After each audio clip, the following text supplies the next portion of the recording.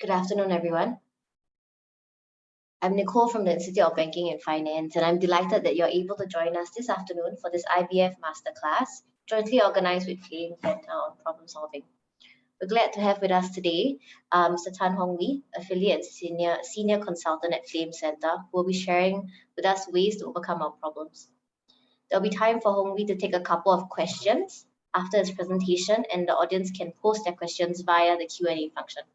Before we begin, for those who may be unfamiliar with IBF, allow me to do a very brief intro on us and the resources we have to help professionals in the financial industry. IBF was established by MAS in 1974 as a training provider to provide functional training for the financial industry. Since then, our role has evolved into one of standard setting for financial services, sector skills and competencies. In August 2018, our mandate was expanded to cover career advisory and job matching functions for the financial services sector. We were also appointed as a jobs development partner for the financial services sector last year by the Jobs Development Council, and now oversee both skills and jobs development for the financial industry in Singapore. This is a quick look at our services and how we support the industry across training, recruitment, workforce transformation as well. You can find out more about our services and connect with us on any of these areas via our website. MAS also announced support of up to 90 million in April 2020 to encourage financial institutions and individuals to make use of the downtime for training and deepening of skills. The enhanced course fee subsidies, which are part of MAS support package, will remain in place until 30th June this year. Training costs under IBF recognized programs will be at 8% for trainees under the age of 40, while remaining at 90% for trainees above the age of 40. Before going back down, starting from July this year, training allowance grant support will also remain in place for company-sponsored trainees till June 2022. This is to encourage companies to continue spending on their staff for training. You can find more details on the enhanced training support on our website. In addition, IBF will also be supplementing the commercial training available with free webinars during this period to support the training needs of the industry. Financial professionals can also tap on the Learn at IBF mobile learning app for bite-sized learning at their own leisure. All these are complimentary training and are quarter with CP hours. And that concludes my short intro. I'm going to hand the time over to Hong Wee now. Over to you. Thank you, Nicole, and thank you, IBF, for giving us the opportunity. Good afternoon, ladies and gentlemen. Welcome to today's masterclass on how to be smarter than your problem. My name is Hong Wee, and I'm going to be taking this opportunity to talk to you about how to handle problems. Now, my own background is in leadership development. I've been doing leadership development consultancy and education for the past 10 years. I specialize in systems thinking, design thinking, coaching, and facilitation. No need to read my qualification because really, I have not touched my mathematics ever since I left university, except maybe to teach my kids in O-level and A-level. What I have done though, is I have written my 2 books. The first book is on coaching and facilitation. But in 2020, also known as our work from home year, we had a lot of time at home, and I did too. So I wrote my second book, which is How to Be Smarter Than Your Problem. Now, this is the book that I've always wanted to write. It's really reads like a story. It's a story, contains stories of how I help organizations tackle their problems, diagnose their problems, and ultimately solve the problem in a sustainable and a long-term way. Speaking of clients, these are a sample of my clients. They range from a government agency to a private sector, financial institute, also like OCBC and Julius Baer. And speaking of clients, I'm going to start today's session with a story about Aaron. Aaron is the head of internal audit of a financial institute here in Singapore. Aaron had a dilemma though. He had just taken over, and he really he wasn't new to the organization. He grew up in the organization, and he has a lot of experience about internal auditing in that organization. And he observed certain things. He observes that auditees do not always cooperate with us. In fact, that's putting it mildly. Aaron's words were, why are they always so defensive? Don't they realize that we are from the same team? So Aaron, being the new head of internal audit department, wanted to make changes. He wanted to add value to his clients. And in this case, he saw auditees as his clients. But somehow the auditees, by being defensive, could not work with Aaron. So Aaron came to me and said, how are we going to do it? How can we add value?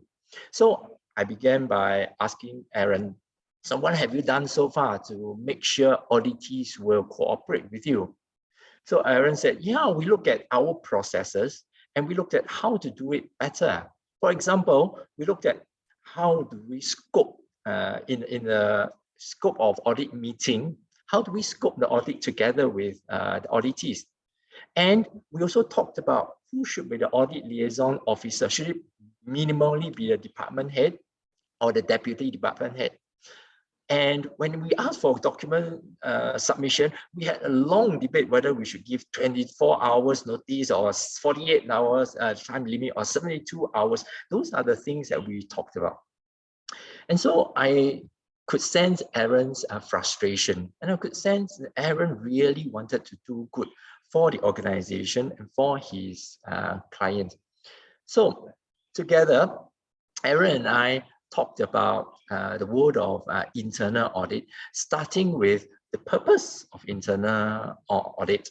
So Aaron shared that, yeah, apart from checking for compliance of a procedure, really it is about detection of non-compliance and potential abuse and fraud.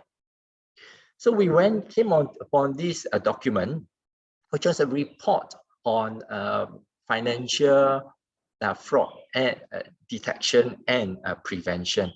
And he had a very interesting statistic. Over on the right, you can see there's a table showing the detection method of fraud in Asia Pacific region. Most common top of the line was tip-off.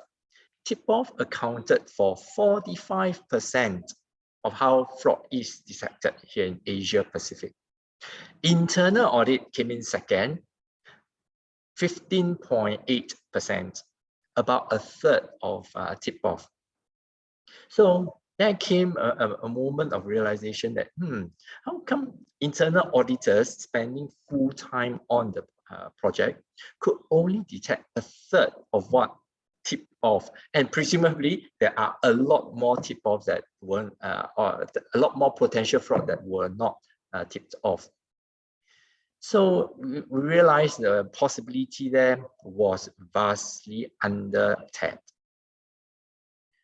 But we took a look further into the report, and the report talked about the typical values discovered by tip-off versus the typical value discovered by all the other methods. And this was the chart here. So the font is a bit small, so I'm going to just read off to you. The blue color section that you see, the biggest segment, really came from tip-off. So that's the fraud detection by value. The second one, the orange color one that you see big, it's notification by law enforcement agency. Whenever the police knock on your door, it's something major. Third one, the purple color was external auditors. Green color one, that ranked number 4, was management. And the brown color one next to management, that's internal audit, comprising 8%, 5th largest. So when you count by detection fraud value by detected by internal audit, it was even lower. It was 5th. So that came a moment of epiphany for Aaron and his team.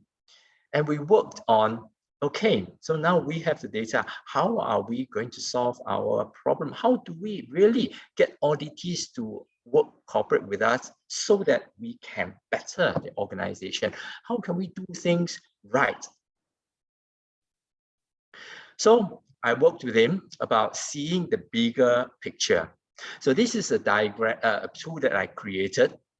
And together with Aaron and his team, we first started by asking, why? Why are we doing certain things? Why are we conducting audit? And Aaron and his team were very clear about it. Well, we're conducting audit to check that there is no foul play. Why? Why are we interested in checking that there's no foul play? Well, basically, it is to ensure that organization's resources are properly used. Again, why?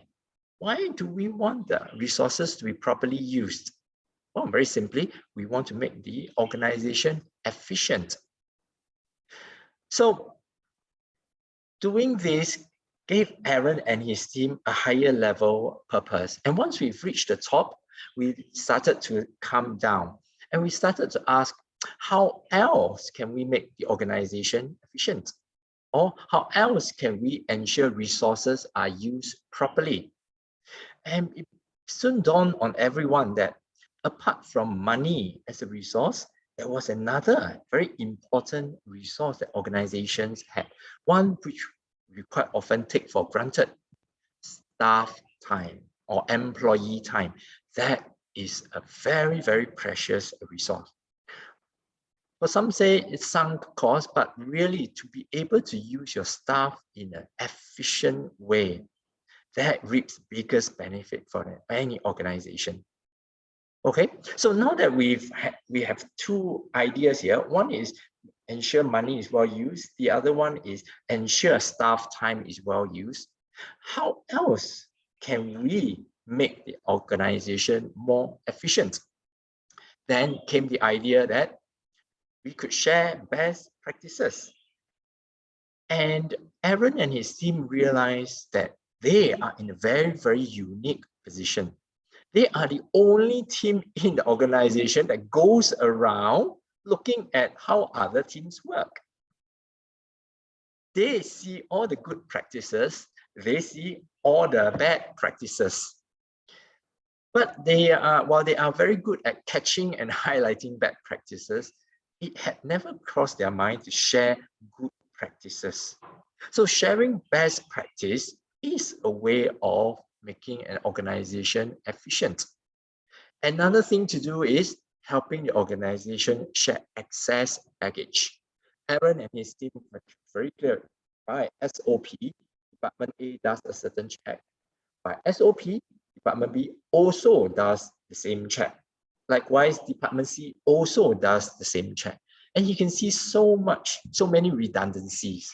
However, because it's stated in the SOP, he will mark these departments correct. You check. But yeah, taking one step back, he could see that the organization was inefficient as a result of that. So to cut a long story short, Aaron then, together with his team, review their value add to the organization.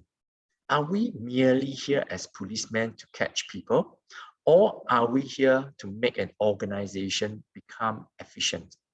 So we began to reframe their work. They started to share best practices. They started to help organizations shed excess baggage. Can you imagine an internal auditor's report? Apart from reporting your department, what you have gone wrong, what you have done wrong, where was the missteps, the report also shares with management what are the things that you have done well, what are the best practices that you have adopted that should be adopted by other departments as well. So with that reframing, we saw a real partnership blossoming between Aaron, internal audit, and the auditees, because it was a real collaborative approach, not just to audit. It really was a collaborative approach to making the organization more efficient. One of the biggest satisfaction, Aaron said, was the departments telling him, the auditees telling him, wow, thank you, the internal audit really helped us streamline our process, help us get rid of redundancy. And efficiency really is something that all of organizations and staffs are looking for. So ladies and gentlemen, the story that I have shared with you really is about reframing and seeing where the problem is. Imagine when I first went to Aaron, what were he and his team looking into? They were looking at how to scope. They were looking at who should be their liaison officer, whether we should give them 24 hours or 72 hours for document submission. Right? For me, those are very symptomatic, very event level discussions. Yeah. They do not get at the core or the bigger or the deeper issue. And that's because the deeper issues are often hidden. Let me describe you some wise words on problem solving. So I have been working in a large organization for 26 years before I became a leadership development consultant. And I have had my own fair share of listening to wise words, listening to wisdom, listening to buzzwords. And some more wise words on problem solving that we all know of. Bosses telling us, you need to see the big picture. You need to connect the dots. Think out of the box. Hey, root cause is not so obvious. You need to dig deeper to find the root cause. And you need to watch out for unintended consequences. I have no doubt these wise words came from many, many years of experience. They are really easy to say, but the problem is how? How am I going to see the big picture? How do I connect dots? How do I think out of the box? How do I dig deeper to find what is the root cause and what are just the symptoms of a problem? And it's made more complex by the fact that the systems we work in, or the organizations, the linkages tend to be complex. As human beings evolved, our society, the way we organize ourselves for efficiency and effectiveness evolves also. Our sophistication of our systems increases. Ever more in a world of interconnectedness. We're all connected globally. However, very often when we see things in a localized manner. We only see part of the puzzle. That's why we cannot see the big picture.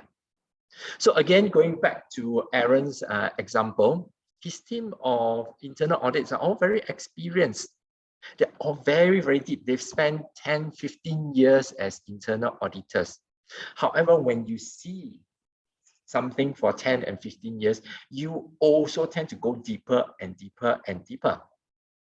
And there is a problem in that when you can't see the bigger picture. And it's got to do with the way we think. While organizations have leveled up in sophistication, I feel our thinking very much has not. And it's got to do with the way we are educated or we are trained to think. So I draw a simple triangle to depict the world of thinking skills. In one corner is what I call reductionist thinking.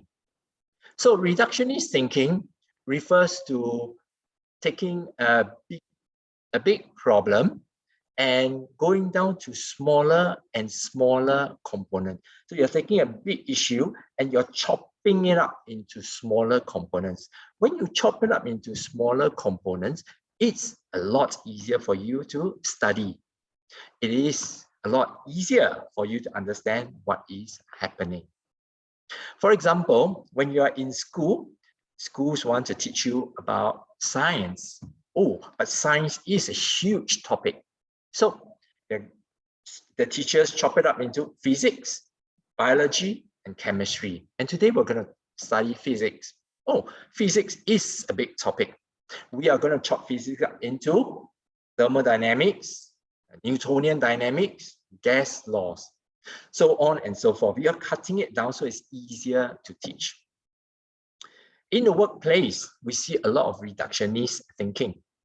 For example, we're all familiar with fishbone diagram, right? Fishbone diagram, when you see a problem, you're going to draw your fishbone. You're going to draw a bone for manpower, another bone for machinery, another bone for material, money, and method. So that is cutting and dividing your problem up into various components, and you're going to study those components. Likewise, Edward de Bono's 6 thinking hats. At any one time, you put on one thinking hat and think in a particular direction. So reductionist thinking, we're all very familiar with it. It has its advantages. Like I said, simple to apply. Things can be reduced to their very essence. For example, you can tell an educated person, wood will always float in water. Iron will always sink in water. Easy for him to go about functioning his life, remembering wood floats, iron sinks. However, very soon human beings got very smart. We started to make ships out of iron. Oh dear, I told you wood iron sinks in water, right? What if I make a ship out of iron? Will it float or will it sink? Of course, nowadays, we know an iron ship floats in water.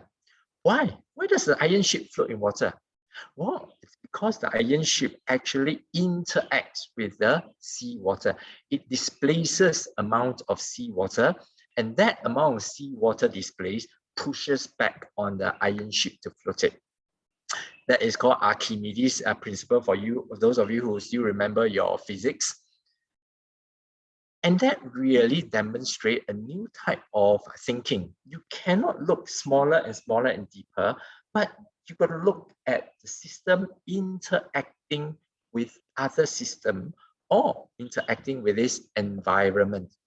So the new form of thinking we're talking about here is integrative thinking, of which systems thinking is a form of integrative thinking.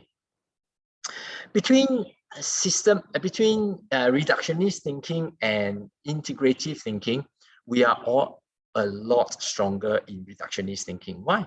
Because we have spent many years trained in it in school. For example, if I share with you this video. 3, 2, 1, go. Yes. Which way is it going? My way. That's right. It's because I'm accelerating, right? Okay, so now what I'm going to do is I'm going to replace this pendulum with a balloon. And we should see the same thing, right? Let me cut this off. So what we're going to do is we're going to accelerate.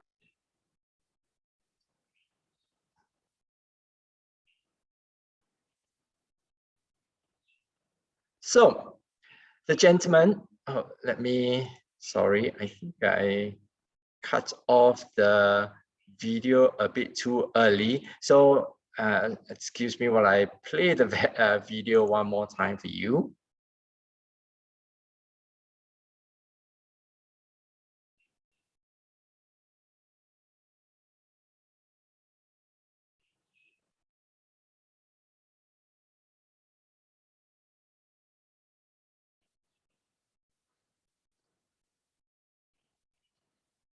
Okay, here. This pendulum with a balloon. And we should see the same thing, right? Let me cut this off. So what we're going to do is we're going to accelerate that way. So we have the mass of the balloon and the acceleration. So that should net in a force and we'll have to react with this string, right? You guys ready? Okay. Sorry about that. So the gentleman, he is going to be driving the car forward. Now the windows and the doors are all closed. So my question is, when the car moves forward to the right-hand side, will the balloon move towards the back of the car? Or will the balloon stay in the center of the car? Or do you think the balloon will move towards the front of the car? So at this stage, I will ask Nicole, can you help me by launching the poll, please? Oh, thank you, Nicole. Ladies and gentlemen, let me invite you to click on the poll. Is the balloon going to move towards the back, stay in the center, or move towards the front of the car?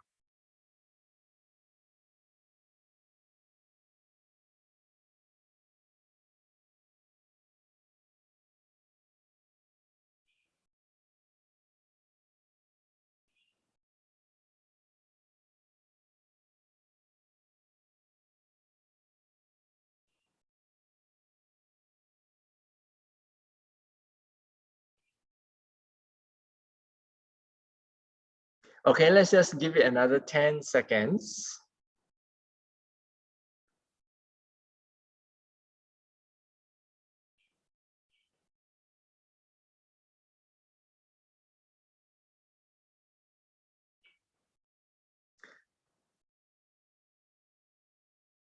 Okay, thank you, Nicole. I think we have a good sensing of where people think. You can end the poll and share the results.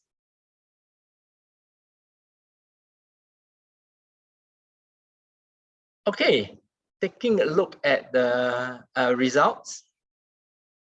Yes, 55% of us think the balloon is going to move towards the back of the car. Okay. Second comes a quarter of the people say center, and only a fifth of people says it will move towards the front. Yeah. Okay. So more than half thinks it will move towards the back. And thanks, Nicole. You can stop sharing now. And that is a very logical answer, because as we know, when we stand on the MRT or in the train or a bus, and when the MRT moves forward, our body will move towards the back. It is Newton's law of motion, immutable. Every object follows that law. But let's see what happens in this case.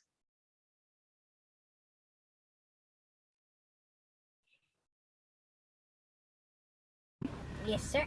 3, 2, 1, go. Oh. Wait a second. What just happened? Hold on, what happens when I stop? The balloon goes backwards when I stop. What's happening? It's going the same. 3, 2, 1, go. There it is, it's coming right at me. Why is it doing that? Do you want to know? Yeah. I brought something to show you. The balloon actually moves towards the front of the car as the car moves forward. Why is that? Why only 1/5 of us got it right? Well, the simple reason is we are very much engaged in reductionist thinking. We are taking a look at the balloon and we're imagining what will happen to a balloon. We don't see the interaction. So when the car moves forward, it's natural that things will want to move towards the back. However, the truth is, inside this car, there are two objects trying to move towards the back. The first object clearly is the balloon. It's red, it's big, it catches your attention. The second object is the surrounding air. Now, of course, we all know there is surrounding air everywhere on Earth. It's part of the atmosphere, right? So when the car moves forward, the balloon and the surrounding air both will want to move towards the back. And whoever is heavier will win. Obviously, this is a balloon filled with helium, lighter than surrounding air. So surrounding air successfully goes to the back, thereby pushing the balloon forward. This surprises us because we are looking only at the balloon. We are very much engaged in reductionist thinking. We are reducing it to just this balloon and we ignore the interaction. Because this interaction doesn't come into our mind space because surrounding air is invisible. So systems thinking is also the art of seeing the invisible force. And we find that invisible force makes a huge difference. The third realm genre of thinking skill is what I call generative thinking skill. And that's where design thinking, creative thinking, brainstorming comes in. It's the art of innovative ideas.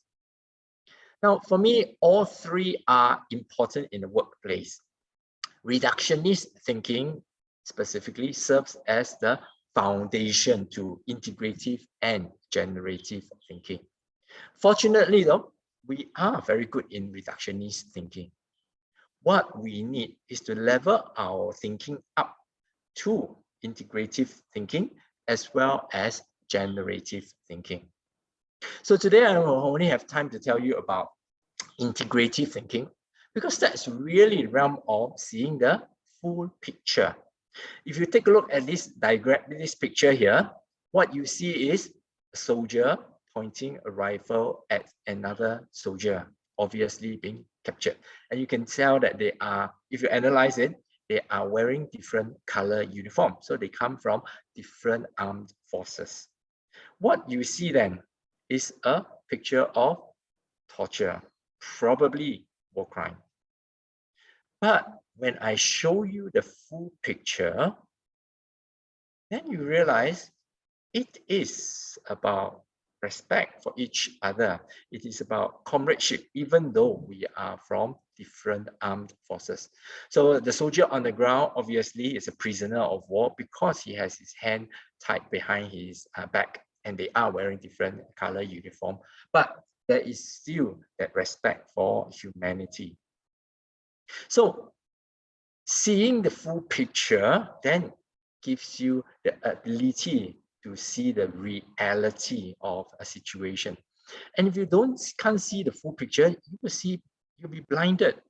And these are the 5 most common types of blindness that I encounter when I work with organizations. Companies often don't see the big picture, like Aaron. Aaron and his internal audit, because they've been so deep in doing internal audit this way, they can't take themselves a step back and see what is the bigger picture, where else can they contribute. Linkages is also another area of blindness. And speaking of linkages, one of my favorite subject is on identifying root cause. And we all have heard of this very simple root cause analysis method, right? Asking why 5 times. And the premise is this: there is a symptom and it's hidden under 5 layers of causes. And if we ask 5 or more times, we are going to be able to get to the root cause, solve the root cause, everything will be gone. But complex problems actually don't work like that. Here's a very common example. In an organization, there are many staff who resigned. And we ask why the first time. Why are staff resigning? Oh, because the workload is high. Oh, why is the workload high? Well, because there's been lots of mistakes made and there needs to be rework. So workload is high. Why has there been lots of mistakes? Ask why the third time. Because staff is inexperienced. We haven't trained them well. We have to throw them in already. And we ask why the 4th time. Ladies and gentlemen, I believe you can see what's going to happen, right? They are in a circle. And when the causes are in a circle, it doesn't matter whether you ask why 5 times or 500 times. You get this circular nature of complexity. So really complex problems are not linear. They come in a circle. And when they come in a circle, what does it mean? What it means? It means root cause really doesn't appear at this superficial level. Rather, in order to get at it, you must ask a deeper why each time. I'd like to share with you another case study story from one of my clients. This time my client is a community hospital. And some of you might know, community hospitals are different from acute care hospital. Community hospitals are your St. Luke's, your Tai Ho Guan, your Renci. They take care of long-term patients. In fact, the patients stay so long that my client don't call them patients. My client calls them residents.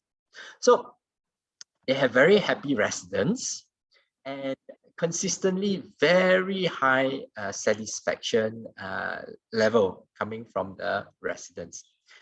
And when I went to visit the nurses, see what's it like inside the community hospital, I find the nurses providing excellent care for the residents. The nurses, their major concern is preventing major fall.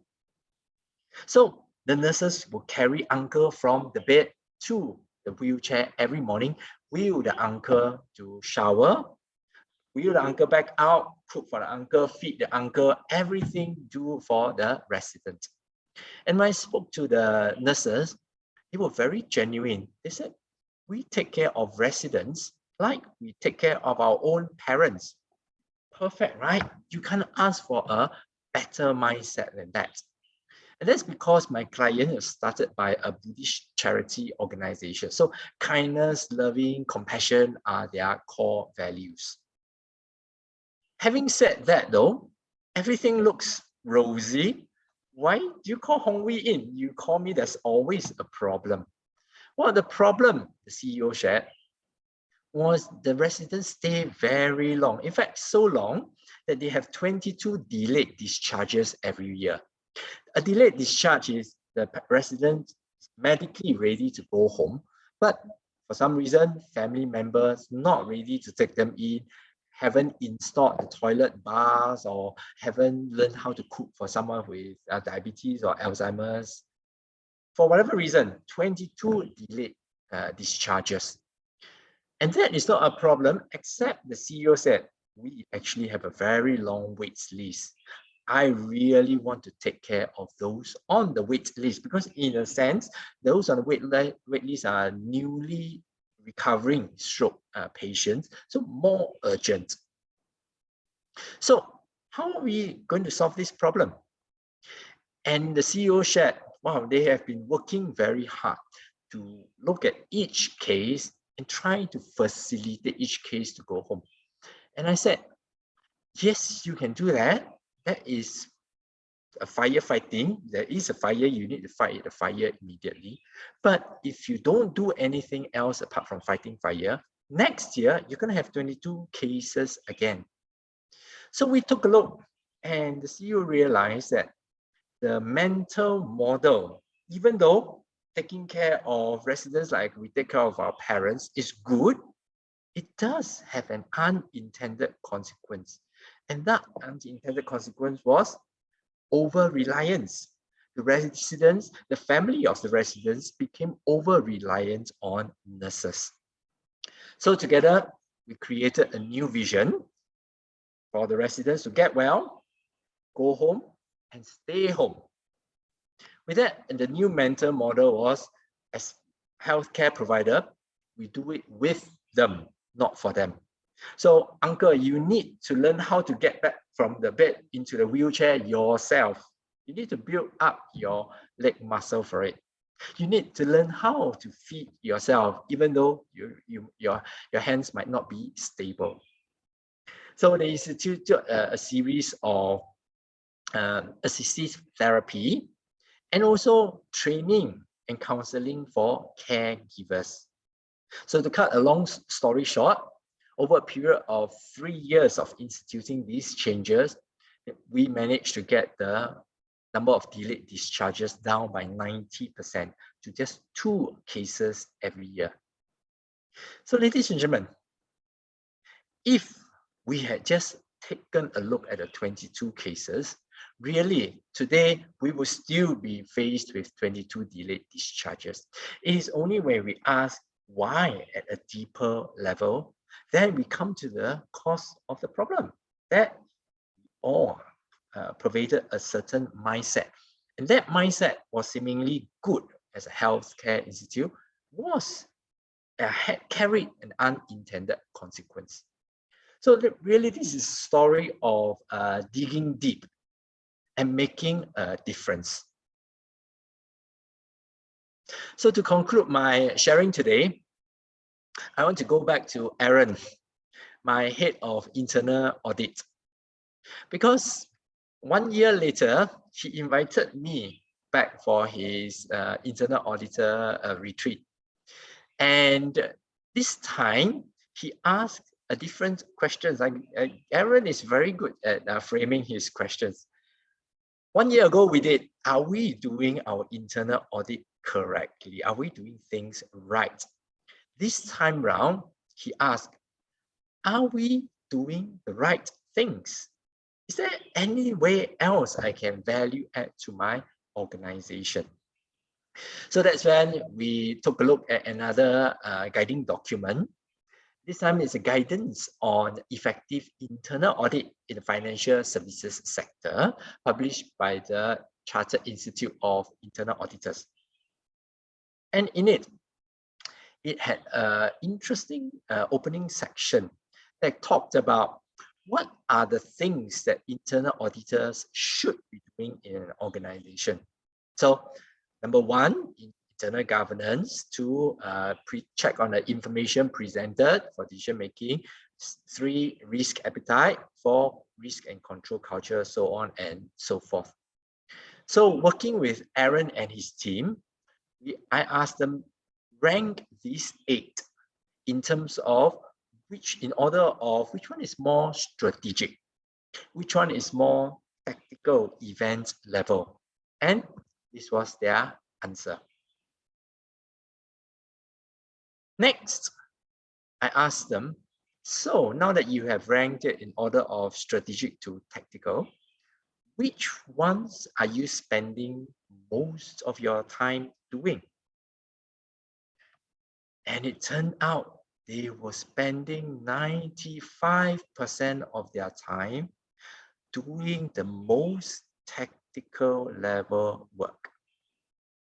So a simple review like that pulls them out from their daily, am I checking things correct, to am I doing the right things? So here's the power of system thinking summarized. Amongst many things, 1, it helps you see whether you are doing things the right way by showing you the root cause. It's also about seeing whether you're doing the right things, whether you are able to see the larger purpose. And ultimately, system thinking is about seeing the forest, the trees, and the connection in between. It is a clear shift away from a reductionist thinking. Because in reductionist thinking, when you chop things up and you go deeper and deeper, you tend to miss the forest. You will be able to see each tree in detail, but you will see the forest and you will miss the connection. And this results in certain blindnesses, being blind to the big system, being blind to the linkages, being blind to the infrastructure, whether it's working for you or against you, being blind to the non-intended consequences, and being blind to the delay. So here's my invitation for us to take on a new challenge to upgrade our thinking, to be smarter than your problem. Venture into the world of integrative thinking as well as generative thinking. So ladies and gentlemen, thank you very much for spending time with me. I feel I have taken enough time already, and I would like to leave some time for question and answer. But before I go, should you be interested, I invite you to take up your handphone and scan the QR code. Here at Flame Center, we run a couple of system thinking courses, a 1-day version as well as a 2-day version. And we'll start on towards the end of May and June respectively. So if you're interested, please pick up your phone and click on the QR code. And if I can get my colleague Haslina to also put the link onto the onto the WhatsApp chat. Sorry, the Zoom chat. Yeah. By clicking on the QR code, you will also have access to a material which I wrote about the nature of complex problem, because there are 4 basic types Sorry, of Hongwei, complex problem. your screen right now is really blur, so I don't think they can scan the QR code or read the text. I see. Okay. Thanks for that feedback. So why don't I open my using share screen instead? That will be better. Give me a moment.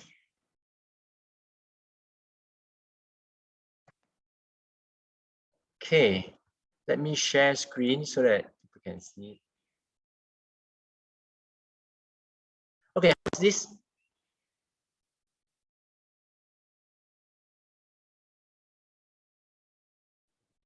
Thanks, Hongwei. This is way better. Yeah. Okay. I think there are a few questions here.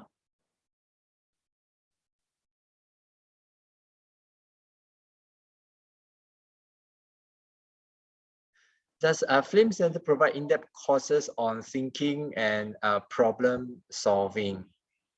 Well, the short answer to that is yes, we do. As I've shared with you, systems thinking is one way of seeing the real cause of a problem and also expanding our thinking. So if you are interested, you can email us for more information or tell us what particular type of problem solving skills you are looking at. Thank you.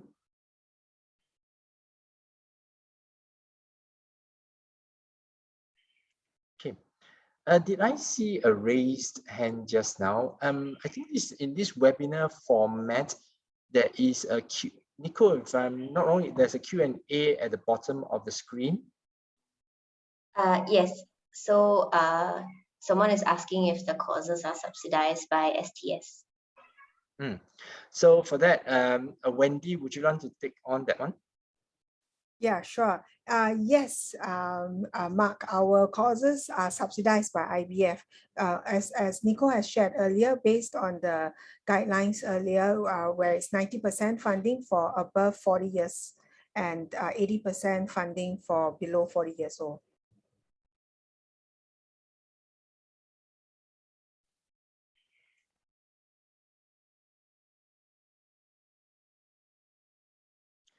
Okay, thank you for that, Mark.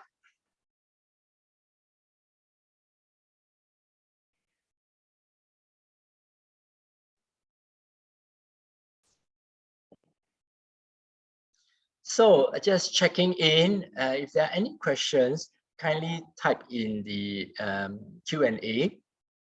Otherwise, Wendy has put in our email address in the chat. You can also send us an email with the inquiries. Yeah, Hongwei, there's another question from Mark. Is it Zoom? So yeah, so we are considering now, because it has been Zoom because of the safe management measures, but then increasingly we are going into face-to-face workshops. So if you're interested, do let us know, and then we'll check in with the participants on their comfort level to do face-to-face workshops or to do Zoom. Yeah. Yes, thank you for that, Wendy.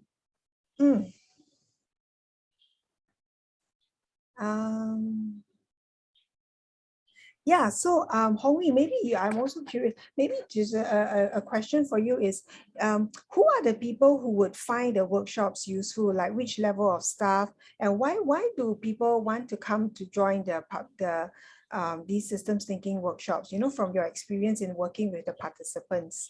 Yes. So everyone has problems. Everyone meets problem in the workplace, and quite often everyone gets frustrated. So the short answer is anyone who has seen, have managed, tried to manage problem, or have been overwhelmed by a problem, this course is useful and particularly apt. In particular, if you manage teams And when you work with other teams or work with other members, there is that interaction and interconnectedness. So it's particularly useful when you work in a situation where you have to interact with other departments. So I would say managers of all levels, either frontline managers or to C-suite, you will be able to see the true nature of your problem after going through this course. And the course also shares with you how to use the tool to facilitate your team discussion. So it's not just for your own thinking, because the takeaway tools are very easily applicable so that you can go and facilitate, get your teams to actually do thinking in this way. Yes, thanks, Howie. And I think some people also have asked me, like, is this course very theoretical, or, will I really know how to use it after the workshop? Yeah. Thank you for that. So we particularly designed this course to be very practical. And the reason is there's actually no shortage of theoretical frameworks out there. But what counts is a practical experience. And over the years of practicing in Singapore, I have collected a lot of case study and experience with various organizations, which we will share in the workshop, what to do, and in particular, what not to do. There's also a question here, I see, about whether there's dependency between the two courses. Now, the one-day course called the Art of Systems Thinking obviously is a lot more compressed, but you will be able to immediately learn something and apply. The two-day course gives you a deeper dive. There are more tools to it, and there are more stories to share and tips to share. And in particular, you will be getting your hands dirty in both courses. So I would say one day probably serves as a compact course, whereas a 2 day is more detailed, but the two are, you don't need to have the 1 day before coming for the 2 day. You can jump straight into the 2 day course. There will be more than just notes. There will be actually a course workbook. And the workbook enables you to scribble, to write down your answers, to pen down your thoughts. So it is not just a set of PowerPoint slides. It's actually a workbook that accompanies the course. Thank you for that question.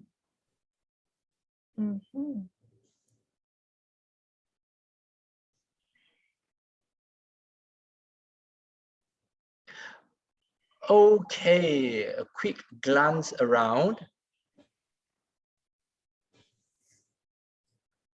Are there any more questions or queries?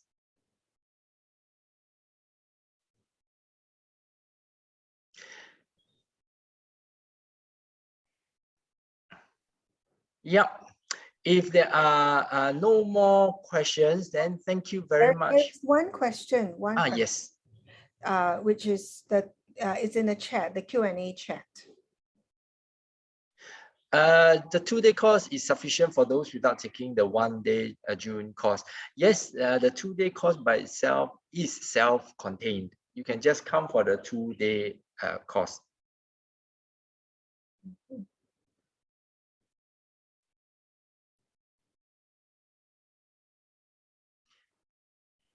Great.